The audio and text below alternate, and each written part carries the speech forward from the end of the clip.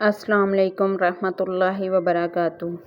دوستو، کبھی سوچا ہے کہ ایک ہی علم کسی کو مغرور اور دوسرے کو باحیا کیسے بنا دیتا ہے؟ فرق ہوتا ہے علم، فہم اور حکمت کا۔ آج انہی 3 روشنیوں پر بات کریں گے۔ علم، نالج۔ علم وہ پہلی روشنی ہے جو انسان کو جہالت کے اندھیرے سے نکالتی ہے۔ قرآن کا پہلا حکم ہی یہی ہے، اقرأ، پڑھو۔ لیکن یاد رکھو، صرف معلومات حاصل کرنا علم نہیں۔ علم تب فائدہ دیتا ہے جب وہ انسان کو عاجزی سکھائے، خود پسندی نہیں۔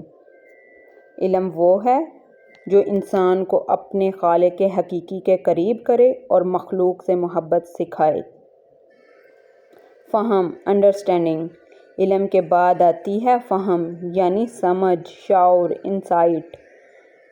ہر کوئی قرآن پڑھتا ہے، مگر جو اسے سمجھ کر عمل کرتا ہے وہی کامیاب ہے۔ فہم ہمیں بتاتی ہے کہ کس وقت کیا کہنا ہے اور کب خاموش رہنا ہے۔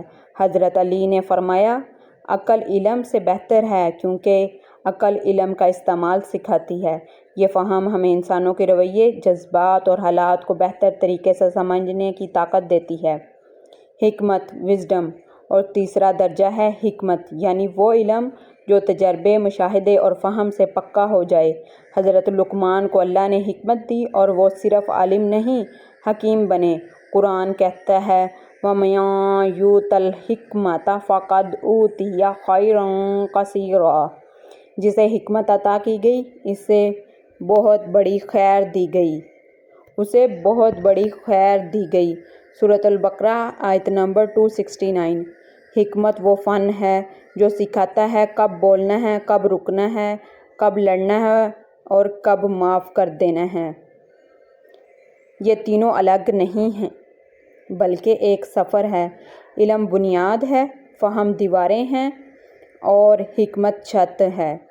اگر علم ہو مگر فہم نہ ہو تو انسان مغرور بن سکتا ہے۔ اگر فہم ہو مگر حکمت نہ ہو تو فیصلے جلد بازی میں ہوں گے۔ اگر تینوں ہوں تب ہی انسان نور علی نور بن جاتا ہے۔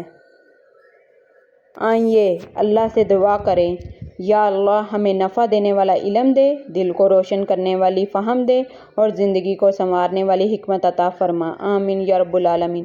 اگر آپ کو یہ پیغام دل کو لگا ہو تو اسے دوسروں تک ضرور پہنچائیں۔